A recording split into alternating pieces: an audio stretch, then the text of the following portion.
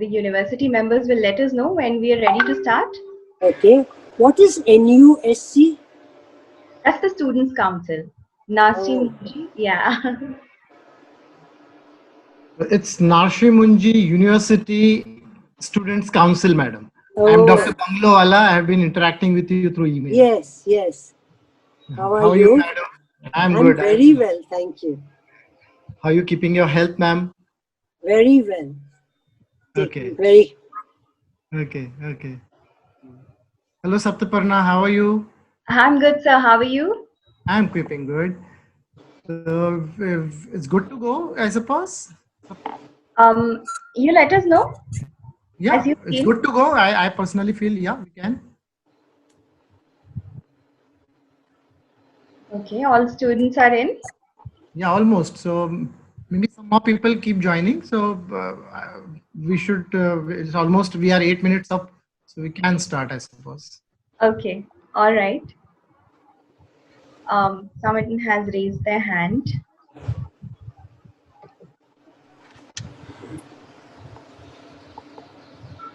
So good evening, everyone. All the university dignitaries, faculty members, students, and our esteemed speaker, Madam Anu Aga. Today we have this webinar in collaboration with UGC, organized by NMIMS University Student Council and hosted by NMIMS University Indore. And on behalf of Indore Times, I, Saptaparna Biswas, am welcoming you to the webinar. Today, as ma'am discussed, she will be speaking about her life's journey, thereby also highlighting issues of gender bias, stereotyping, gender equality, and women rights in collaboration with UGC. The NMIMS Students' Council, which is an integral part of the university, is also responsible for all in-campus activities. And the Students' Council has organized the series of webinars for the benefit of students. So now I would request NMIMS to start this introductory video for Madam Anu Aga to let our students know about our esteemed speaker. A true leader, Anuaga turned around Thermax Limited during its difficult times. Anuaga, over 3 decades of industry, is a caliber of high-performance culture and a socially responsible organization. Anu had set high levels of corporate governance of Thermax. She leaves a legacy of good code of conduct. After retiring from Thermax, she took to social work, and in 2010, she was awarded the Padma Shri for social work by Government of India. She was figured among the 8 richest Indian women, and in 2009 was part of 40 richest Indians by net worth of $1.1 billion, according to Forbes magazine. She was awarded with the Mumbai Women of the Decade Achievers award by All Ladies League. She is currently the chairperson of Teach for India. She was nominated to Rajya Sabha in 2012 by President Pratibha Patil. She is also a member of the National Advisory Council. She was awarded the Lifetime Achievement Award in IMA 2020. Her human leadership transformed not only Thermax but also many underprivileged school children. With her passion for social causes, she is keenly involved with NGOs, Akansha and Teach for India. She is also closely associated with Thermax Social Initiative Foundation. She writes extensively and is invited by many to speak on corporate governance, corporate social responsibility, role of women, education and secularism, university dignitaries, faculties and students. Please welcome Ms. Anuaga.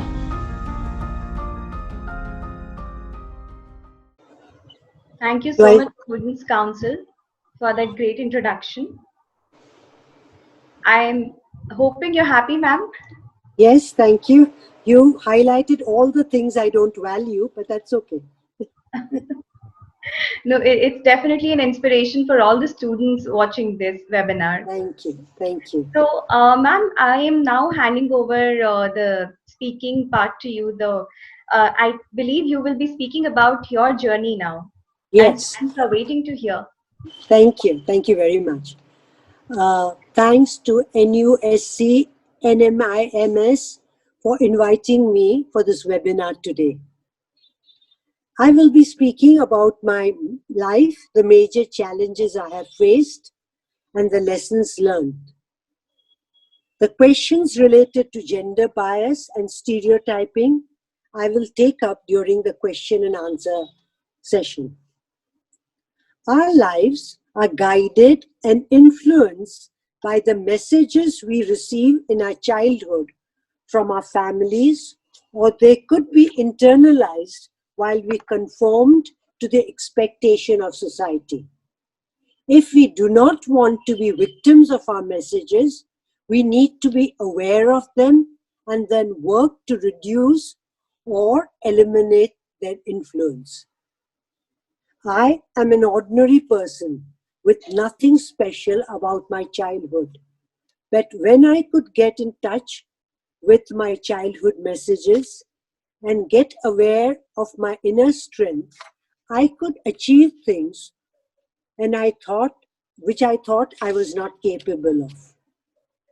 Whenever faced with a daunting problem in life, we have a choice to moan and groan and keep feeling sorry for ourselves, or to use the external event as a way to challenge ourselves and to grow. Let me tell you about my childhood so that you get the context of what I'm trying to convey. I was born in an upper middle class Parsi family, and my father had his own business. I have two older brothers, and they were constantly told that they would have to join the family business. Though I was better in studies than my brothers, I was subtly and not so subtly given a message that being a girl child, studies was okay, but my main purpose in life was to marry and have children. In those days, Parsis tended to be over-westernized. So my father sent me to a bilingual school which taught Gujarati and English, whereas my brothers and all my cousins were sent to English medium schools. My brothers learnt violin while I was sent to learn Indian dancing. My father was willing to experiment with his daughter, but not take chances with his sons. Though my school was excellent, I did not appreciate it and felt small for not knowing English well, and my self-worth was low. Today, I have realized that English is needed for our work life, but should never be linked to our self-esteem. Do we feel small and inadequate if we don't speak Chinese or German? After my BA at St. Xavier's, I did my master's in social work from Tata Institute of Social Sciences and stood first in both the years. And I'm not trying to show off, but to tell you that my messages about getting married and not continue a career continued. My husband, Rohinton, had studied at Cambridge, UK, and had joined my father as a professional and rose to be the MD and chairman of our family business, Thermex. When he was in his late 40s, he had a massive heart attack, and a large part of his heart was damaged. We went to the UK for the bypass surgery, and on the second day, he had a stroke. Though a brilliant man, in that state, he could not recognize me. He forgot to read and write, and his left side was partially paralyzed. This was the first major challenge, and it taught me three important lessons. Doctors had said that my husband would never fully recover because a large part of his brain was damaged. But with determination and grit, Rohinton wrote A, B, C, D, 1, 2, 3, 4 for months and relearned reading and writing. His left hand was partially paralyzed, and he asked the physiotherapist in London to teach him to tie a shoelace. She suggested that for a month he should practice tying a bow on his thigh. Roynton was up that whole night practicing tying the shoelace, tying the bow on his thigh, and the next morning succeeded tying his shoelace. The physiotherapist was delighted and said she had never seen a patient so persistent. Within 2 years, he was back to his usual self and took 2 delegations abroad and even authored a book. The first lesson I learned was never give up and have faith in yourself, no matter what the experts say. As parents, we give great importance to education, believing nobody can take our knowledge away. Roynton's stroke was a humbling experience and taught me that a small blood clot can wipe away all our knowledge and intelligence. So the second important lesson was nothing in life is permanent, not even our intelligence.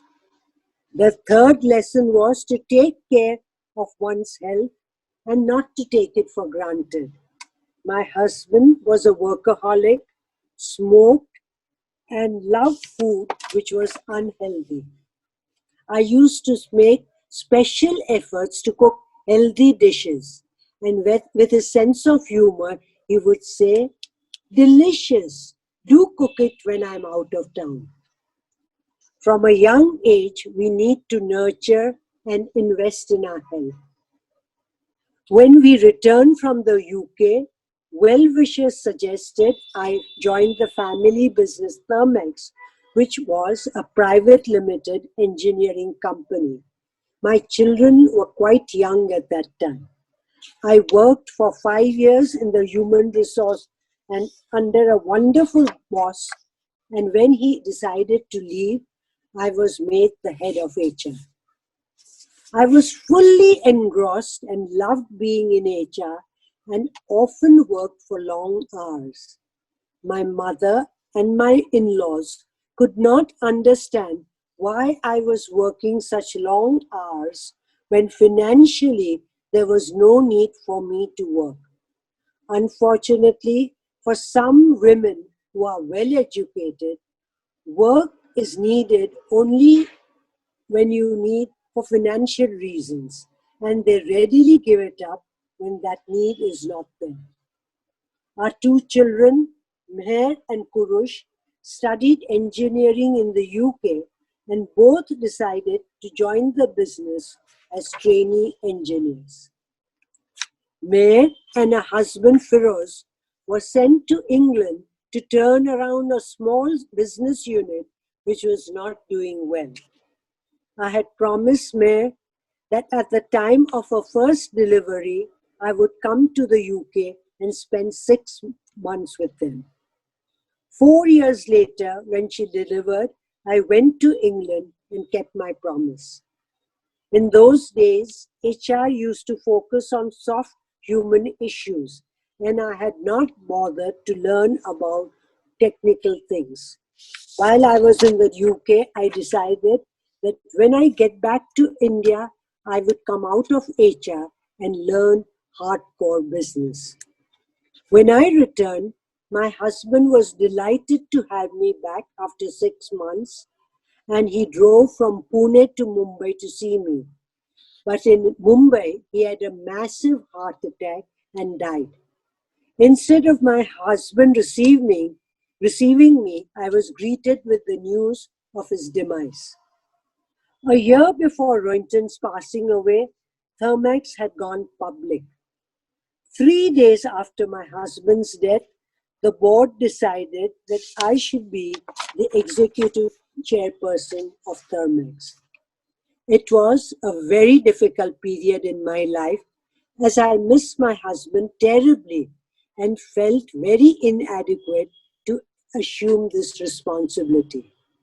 I kept devaluing myself by saying The only reason I was given this position was because the family owned majority of shares in the company. In 1996, when I took over as the chairperson, the Indian economy went through a downturn and our performance kept deteriorating. Our share, which was quoted at 400, declined to 35 rupees a share. The second challenge I had to face at this stage was that I had a choice, either to feel helpless and wallow in self-pity, allowing my sense of inadequacy to grow, or to get hold of myself and to take charge of my life. In 1999-2000, Thermax posted a loss in operations, but our balance sheet showed a healthy profit thanks to our treasury operations. Making loss from operations was a wake-up call for me to do something drastic. I convinced the board to engage a consulting company to help us turn around. There was great resistance from our senior male executives saying that I should have faith that things would improve as soon as the economy picked up. I think the real reason was that men find it difficult to seek help. Perhaps it comes in the way of the macho image. Do you agree? We had to take very tough and painful decisions, such as moving out from non-core businesses which added to our top line but eroded our profits and took a lot of our top management time. For example, we were the first company to start software, way before Wipro or Infosys, but did not know how to manage this business. My husband and I looked upon business as generating employment in a country that has no safety net. And asking our employees to leave was one of the most painful experiences. We brought in operational efficiency, reconstituted the entire board, which meant requesting the old board members to step down. I think this was the first time in India that an entire board was reconstituted. Meher and Feroz had to decide to remain executives and retire from the board or stay on the board as non-executives. They were used to being executives and being on the board and were very upset with me to push them to make this difficult choice. But today, they understand and appreciate this decision. We reintroduced a robust performance culture and rekindled a tradition of innovation and customer focus. Those were difficult challenges, but with destiny on our side, and thanks to all the help given by many people within and outside the company, and tremendous support from my family, Thermax turned around in 2000 and 2001. If you ask me what was the most difficult challenge in my life, my response would be to learn to accept death and to come to terms with it. Like most people, I imagine that death is something that happens to other people, but not to my family. I was paranoid about death, and when anything unpleasant was said, I would touch wood. In the earlier days when there was no expressway between Mumbai and Pune, and if we were traveling by road, I would make my husband stop if the word death was spoken about, find a wood and touch it. Today I'm aware that even if I carry the entire forest with me, I cannot change my destiny. My husband's death was extremely painful, but I found it most difficult when my son Kurush was killed in a car accident 14 months after my husband passed away. The pain I felt when my husband died receded into insignificance compared to how I felt when my son died. Kurush was only 25 years old, with his entire life ahead of him. As a woman, I was not used to living on my own. I lived with my maternal family and after marriage lived with my in-laws. Our culture encourages a woman to be dependent on others, and learning to be self-sufficient was a new and difficult experience. But today, I love living on my own and value my solitude. To try and understand death, I read many books, but realized that reading is an intellectual pursuit, whereas meditation heals our hearts. For years, I had heard about a Buddhist meditation program called Vipassana. For 10 days, we have to keep quiet, cannot read or write, and hence we have to go within ourselves. My husband used to tease me that he would love to see me quiet for 10 days. After the death of two dear ones and feeling a deep void in my life, I decided to attend this program. I was able to tap my inner strength. During those 10 days, I learned that God is not partial to any human being, and all human beings, including all of us attending this webinar, will die. Death is inevitable. What we don't know is when, where, and how we will die. Death is unpredictable. The sun rises and sets each day. But we don't cry when the sun sets because we have accepted it as a natural process.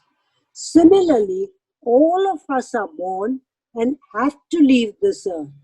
But since we have not accepted this inevitable process, we refer to death as a tragedy. Just as the sun setting should not be called a tragedy, similarly, death, which is inevitable, is not a tragedy. To me, tragedy in life is our failure to get along with people we care for when they are alive and not investing in our own growth. I also realized that after the death of a dear one, pain is inevitable, but suffering is optional. Suffering happens when we keep asking, why did this happen to me?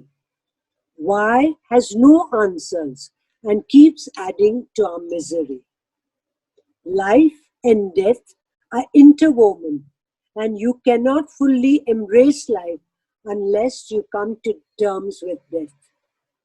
It is my choice to focus on my limitations and keep feeling small and inadequate, or to build on my strengths. This is something I find women do it very often. Another important insight I got was each of us has two sides within us, the ordinary and the extraordinary. It is easier to define ourselves as ordinary because then we can indulge ourselves and accept our mediocrity. Women very often define themselves as ordinary. But if we accept that we are extraordinary, then we have to push ourselves to give out our best. Gandhiji was an ordinary person who overnight got in touch with his extraordinariness and became a great leader. When I'm taking life easy, I need to remind myself that I can be extraordinary.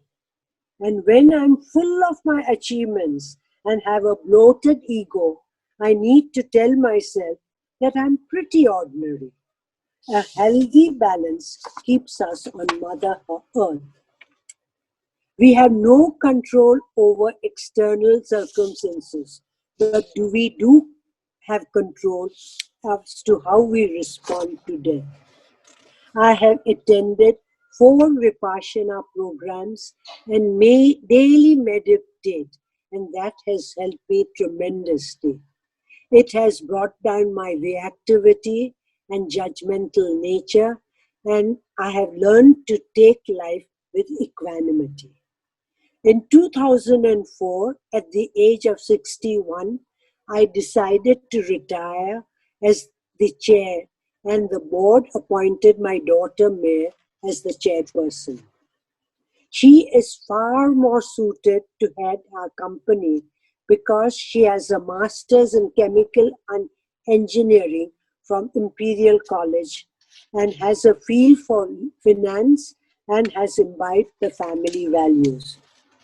People have asked me, why did I decide to retire from the company when I enjoyed success and had the media glare?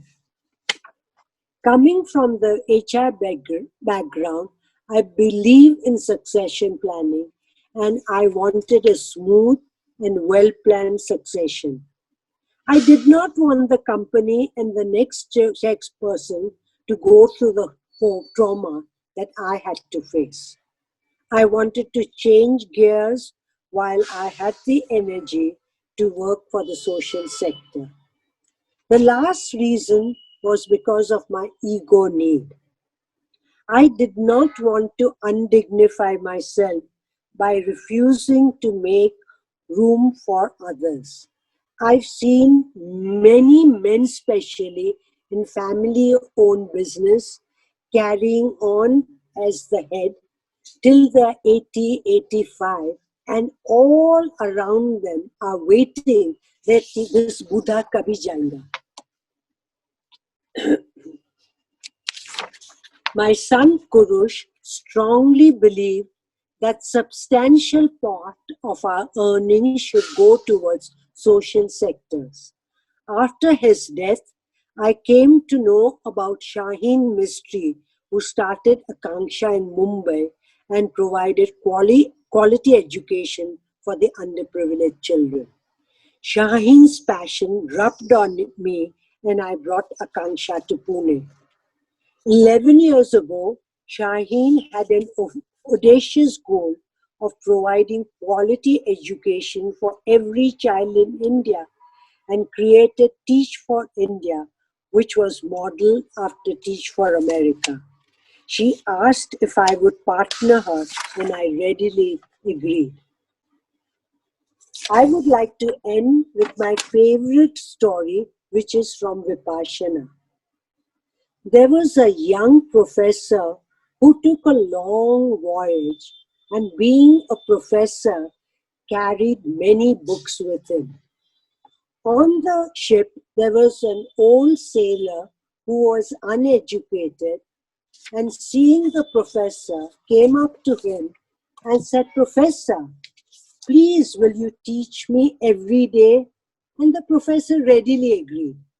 So the first day when the sailor came, professor asked him, "Do you know what geology is?" And the sailor said, "I've never heard the word." And the professor said, 25% of your life is finished. And the poor sailor went dejected and went to his room.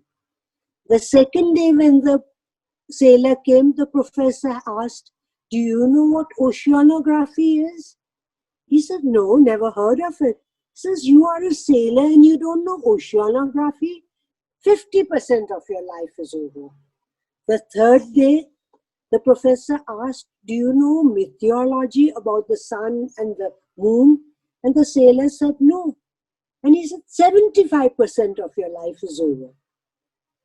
The fourth day, the sailor came running to the professor and said, "Professor, professor, do you know what swimology is?" Professor said, "No, I have never heard of it." He says, "The ship is sinking and 100% of your life is over." So I have decided that swimology is the art of living. And without knowing this art, no matter what degrees we have, our entire life is wasted. Thank you very much. Now I'm open for question and answers.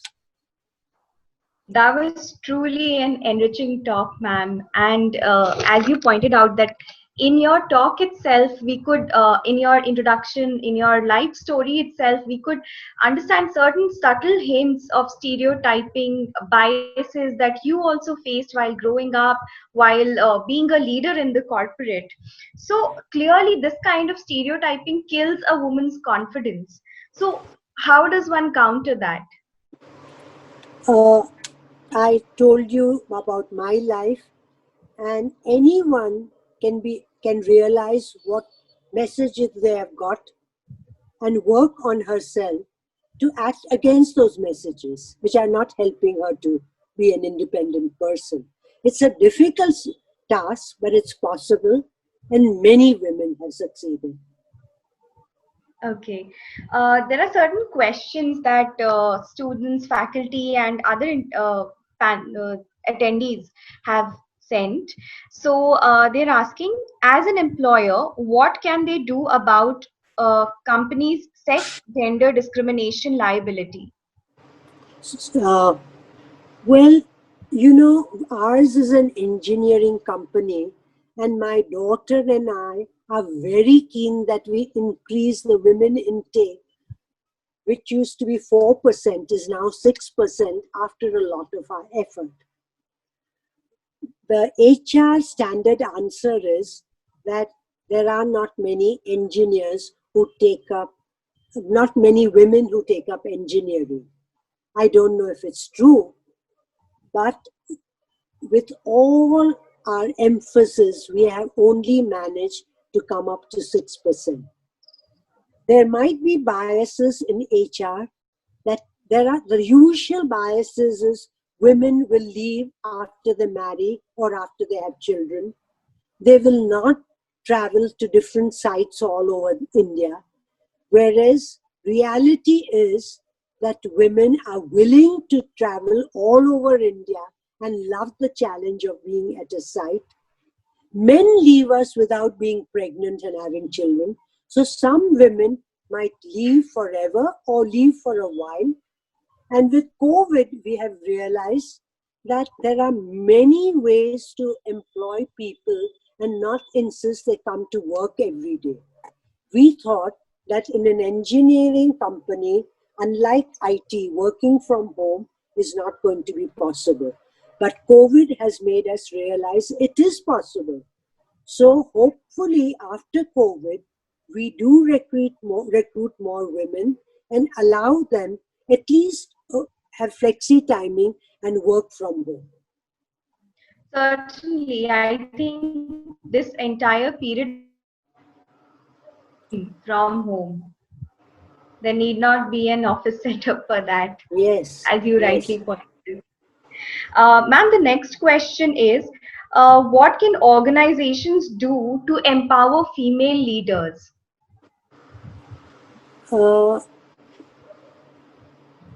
I don't think it's the sole responsibility of the organization. If it does, wonderful. But women have to find ways to empower themselves. They have to find right mentors. Maybe someone within the organization, someone from outside, read books, uh, whatever they need to do, but empower themselves. There's a wonderful book written by Annu, I don't remember the surname. She used to be the head of HR in Citibank. How women have to learn to be assertive, neither submissive nor aggressive, but assertive. And there are books on assertiveness. So I think women have to invest in themselves, and if organization helps them by sending them to the right courses, as we have done in the past. When I was in HR, I used to run courses specially for women to help them come up. So I think but the responsibility is with each woman. Certainly, which is why I think the next follow-up question has come in. How can women make a balance between happy family life and a professional life? Because as you rightly pointed out, sometimes women face. So, ma'am, if you could enlighten upon No, this. I couldn't understand the last Oh, bit. I couldn't hear. okay, okay. Am I audible now? Yeah, the last bit only. Okay, so basically they want to know how can women themselves make a balance between professional and personal life, because most of them face a lot of personal bias in the family itself. Yeah. In a lighter vein, women are capable of doing anything unlike men. They can multitask, they can do so many things. So I think it's difficult. It's definitely difficult, but it's possible. Don't forget, people like us who are not from very poor backgrounds have help which we can take.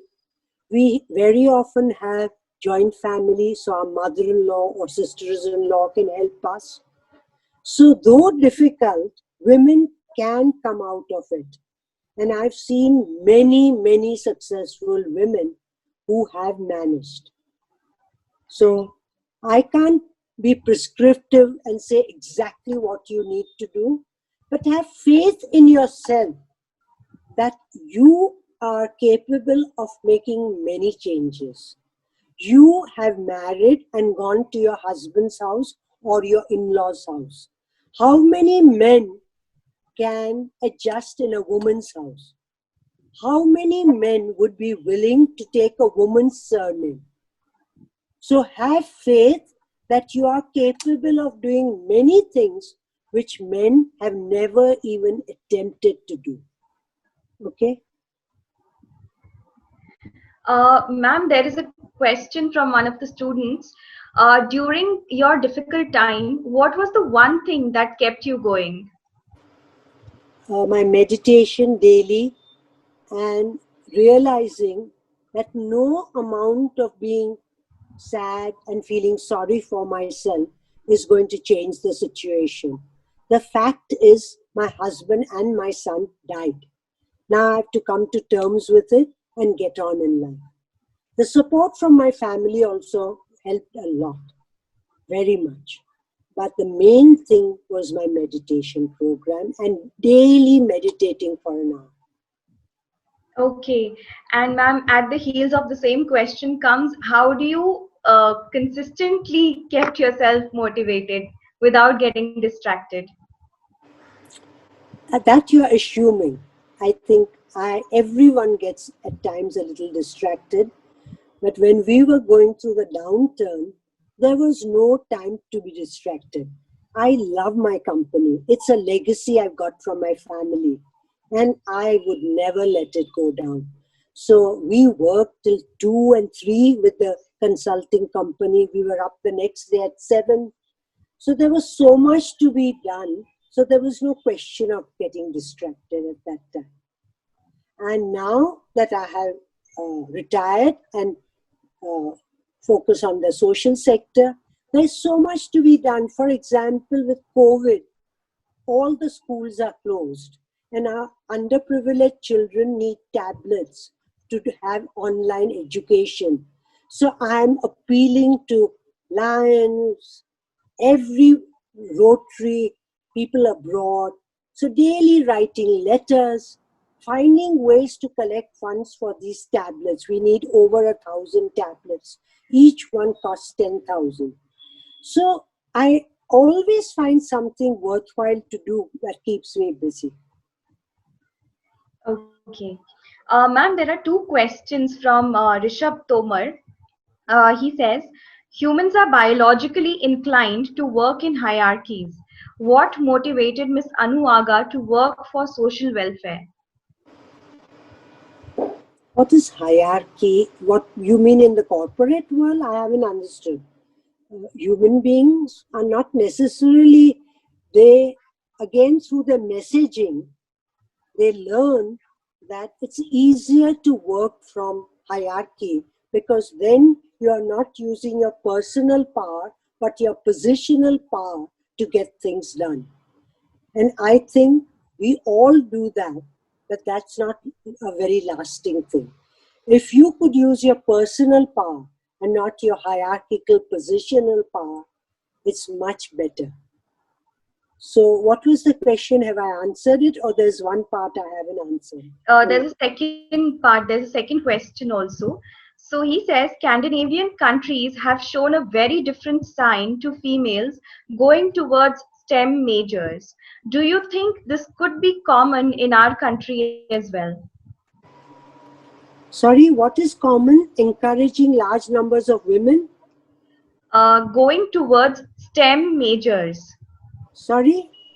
uh, Scandinavian countries have Oh. shown a very different sign to females going towards STEM majors. What is STEM majors? I don't Uh, I, understand. I think Rishabh can answer that. And do you think this could be common to our country as well?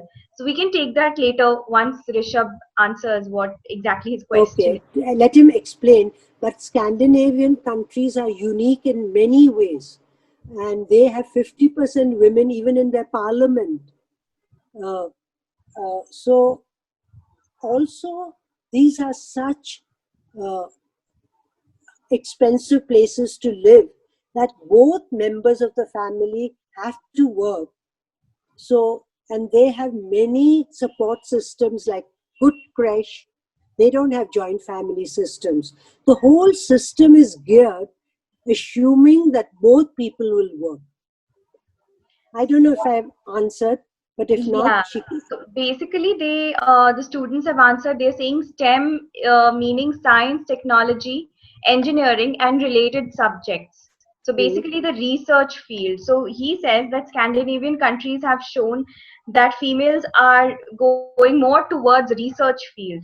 Do you think we can have that in our country as well? Of course, we can have, but may take a long time because there is so. Look at the female feticide ratio numbers. We are killing so many women, not even allowing them to survive.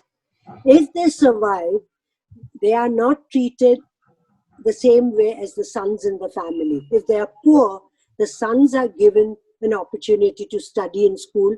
Many women are not sent to school. And now that it's compulsory to send everyone, very often by about fourth, fifth standard, they are taken away and made to work at home or go out and work. I remember as I was growing up, my mother used to encourage her boys to go out and play, whereas I was expected to do household chores. So we right from the beginning have a bias towards boys, and we as women have to stop this, be aware, and not give separate messages to boys and girls. In England, where my daughter studied engineering, at that time, only 15% of women were at Imperial College. There was a huge bias even in England. Yeah. When they went to England to turn around the company and she answered the phone and there was a customer on the other side, he would say, "Excuse me, I want to speak to a salesperson." And Mayor would say, "I am the salesperson." But he was not willing to accept, meaning, "Please get me on with a man." So there are biases even abroad, or were there at least 20 years ago. That is what I think. It is so deeply ingrained and it's not really country specific. So how does one educate themselves about these gender stereotypes? Because like you mentioned, there is a lot of noise and extreme views, but certainly there has to be a midway also. Start with yourself. Each one sitting here, decide that I'm not going to swallow this gender stereotype and bring up my family in different ways. I was aware of the different messages I was given, and so I brought up both my kids along with my husband. Not my son was interested in learning cooking and doing a little bit of knitting, and I encouraged him. My daughter was never interested. Even today, she is not. So, can you live with these different messages? Start with yourself. Don't expect the world to change, but start the change with yourself. Certainly. Dr. Monica wants to know, ma'am, how do we tackle the gender issue in offices? For instance, most of the assignment in offices are not assigned to female.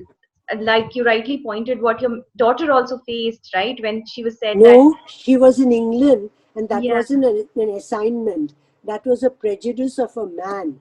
yeah, I no, she hasn't ever faced it. okay. So in Indian She, in context, our company, I was the chairperson. After me, my daughter is. So, right at the top, we have shown that we have a lot of faith in women. yeah. But But is down the line, obviously, we haven't uh, recruited enough women, for which I'm not so happy at all. Yeah. Uh, yeah, we talk about it with your boss that why wasn't this assignment given? But don't make everything a gender issue. If, for example, you're not given a promotion or you're not given an assignment, maybe you're not competent or maybe you're not ready yet. Don't assume everything is because of a woman, because you're a woman. That way you'll never learn. This is an easy way out to say, I was discriminated against because I'm a woman. Look really within yourself, talk with your boss and say, tell me honestly, is it because I'm a woman or because I am lacking in certain things? Have these open conversations and be honest with yourself. right, ma'am. There's another question.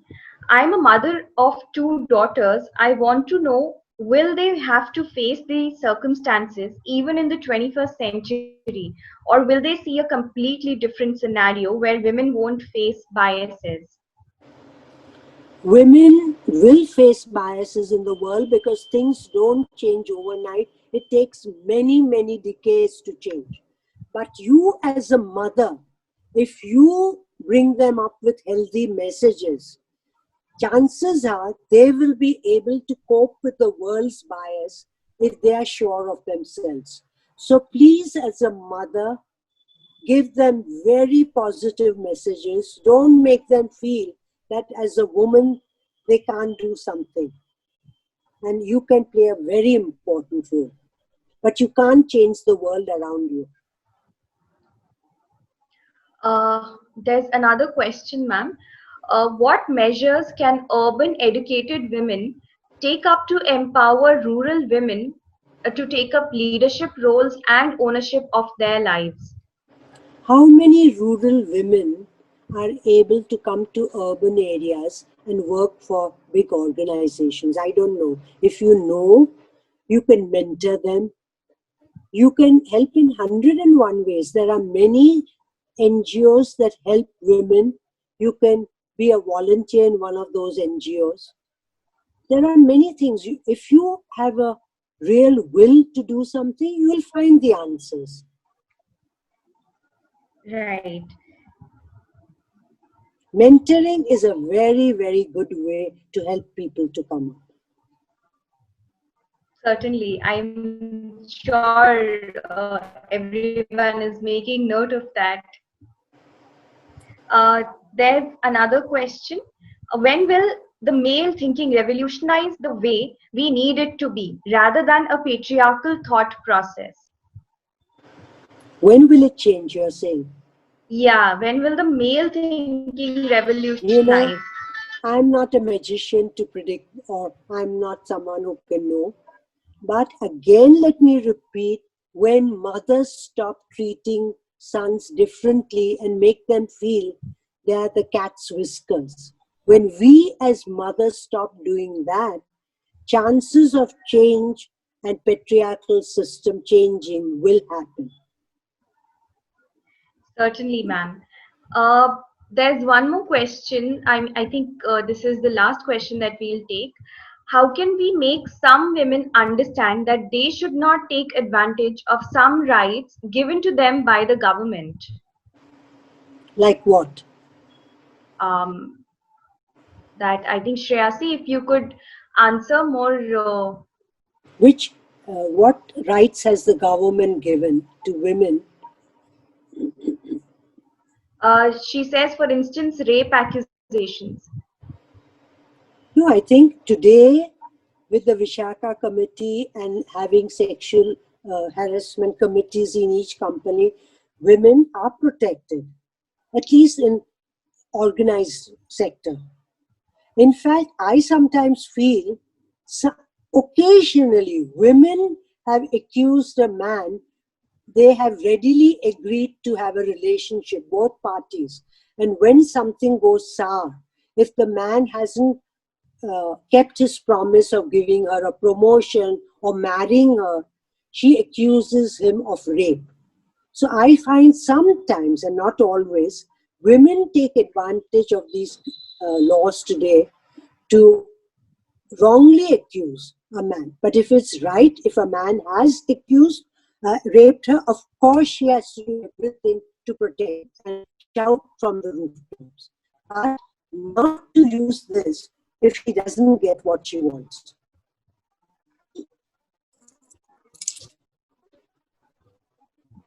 I think that was a very insightful session, ma'am, and most of the questions were answered. I hope you all enjoyed answering. Yes, thank you. Thank you very much. Satisfying the curiosity.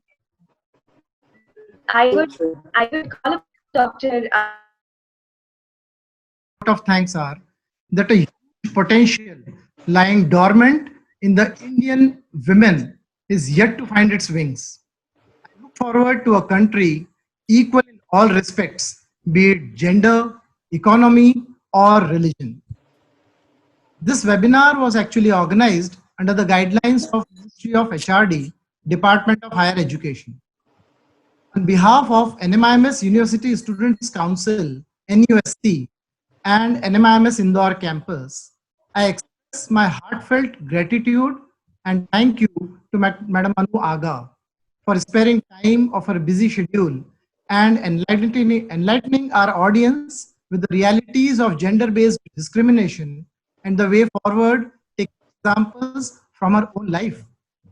I thank Honorable Vice Chancellor Dr. Ramesh Bhatt, PVC Dr. Sarad Mahiskar, PVC Dr. Subhjyoti Ray, Registrar Dr. Meena Chintamaneni for their kind permissions and active participation.